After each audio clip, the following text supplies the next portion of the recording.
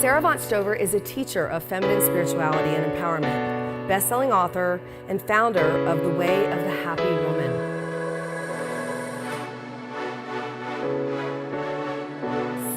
Sara Avant Stover. So, Sara, when I connect with you, which I know Sara the least here out of this group, but I feel very connected to you. And why I feel connected to you is I just feel this sweetness and this incredible power in one fell swoop when I experience you. And I just appreciate everything you've done. I've read your books. You're an amazing woman. I'm going to read your bio now. So, Sara Avant Stover is a teacher of feminine spirituality and empowerment, best-selling author, and founder of The Way of the Happy Woman. After graduating Phi Beta Kappa and summa cum laude from Columbia University's all-women's Barnard College, Sara had a cancer scare that led her to move to Thailand. There, she embarked on a decade-long healing and spiritual odyssey throughout Asia and went on to uplift tens of thousands of women worldwide. Sara has also been featured in Yoga Journal, Huffington Post, Newsweek, Natural Health, ABC, NBC, CBS, and she now lives in Boulder with her dog, Sadie. Welcome, Sara.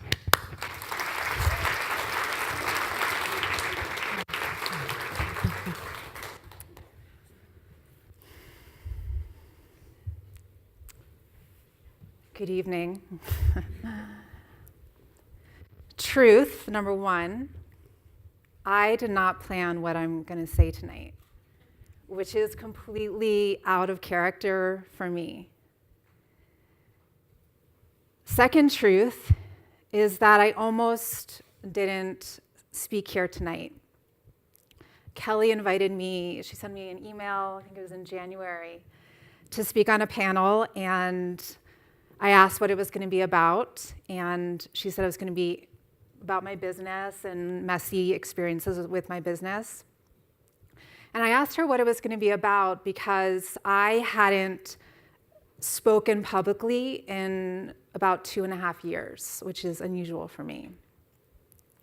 The last time that I stood in front of a group like this and spoke was just a couple blocks away at the Boulder bookstore when my second book came out.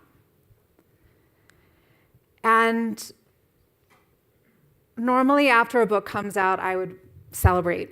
I would rest. I would kind of move into like a maturation or like a summer season of my life after all that hard work.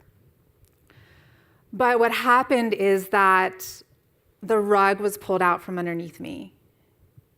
And since that time, the past 2.5 years, we need to have a new word for what I've been through. Some of my friends are in the audience.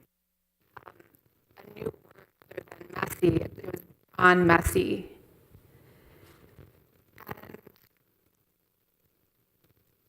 And when I learned that Kelly had switched this to become a Truthteller tour, I emailed her and I said, I don't know if I can do this. I need to know exactly what you want me to be talking about. I thought I was going to be talking about my business. And because I didn't feel like it would be authentic for me to stand up here and tell the story of the past 2 years.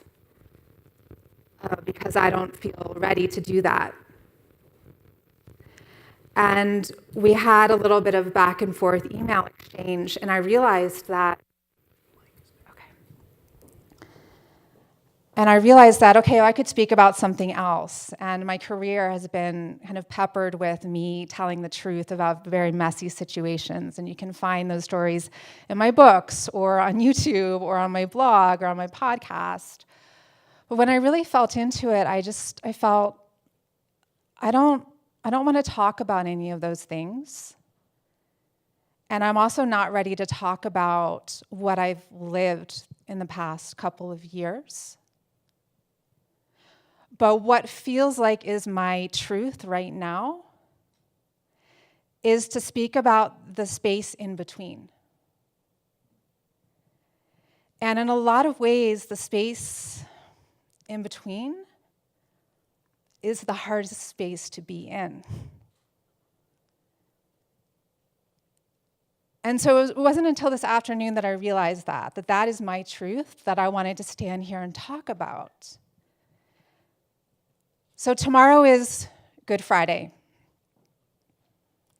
and Sunday is Easter. So Good Friday is the crucifixion, and Easter is the resurrection. Friday is the mess, and Sunday is the brilliance. What happens on Saturday? We don't hear about what happens on Saturday. We don't hear what happens between the pain and the rising in the waiting. So there was a lot of pain in my life these past 2 years, like pain that I thought would kill me. At times I wanted it to kill me.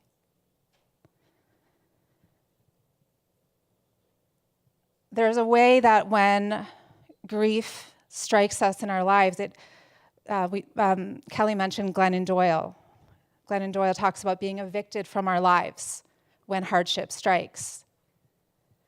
So when we're evicted from our lives, we're kind of just thrown out of the day-to-day normalcy that we normally take for granted. And when we're consumed in the pain, we don't notice that quite as much. But then when we come into the waiting between the death and the rebirth, it can be agonizing. It's this sense of like, I don't know who I am anymore. Like the new person isn't here. The new life isn't here. It's a lot of empty space. It's a lot of patience and faith on the best of days, and doubt and despair on the worst of days. And what I've noticed is like the hallmark of the waiting time of the Saturday, of the space between Good Friday and Easter, between messy and brilliance, is the caliber of the questions that we ask ourselves. So it's one thing to stand up here and speak our truth to others. That is a really important thing for us to do to heal and to free ourselves of shame and to knit ourselves back into the fabric of life when we feel like something that we've experienced is just so outside of life. But in order to get there, we need to tell the truth to ourselves. And we need to tell the truth to ourselves, or dig for the truth within ourselves by asking questions. Asking really probing, really honest, really precise questions. Like, what was this really here to teach me? And even if this was 95% outside of my control, what is the 5% that was actually in my control? What part did I play in this? A question that I picked up from one of my mentors was, if this phase of my life were never to end, what is the one quality that I would need to cultivate in order to make it through and actually find a sense of enjoyment for the rest of my life? And then the questions about the future, like, who do I want to be next? What would the happiest version of myself do with this situation? What would the greatest expression of myself look like in this moment or in the next 5 minutes?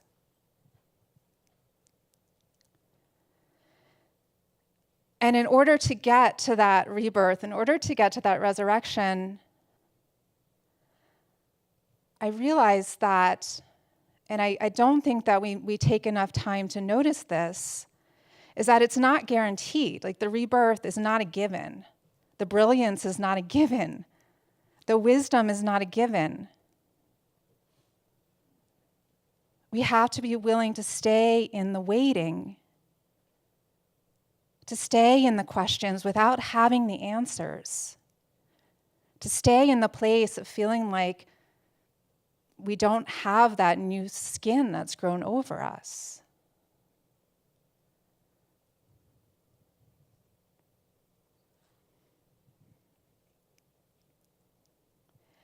And so I realized this afternoon that it was important for me to stand here in my truth being that I'm in a in-between place. Like, it's not winter and it's not spring. It's not night and it's not day. And that I know that, a handful of you are probably in the same place in your own way, or have been before, or will be.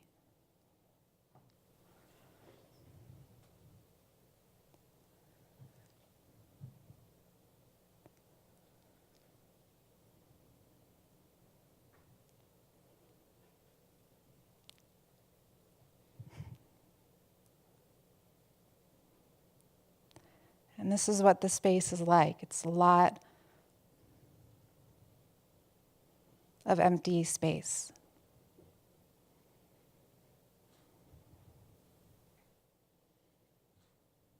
Thank you.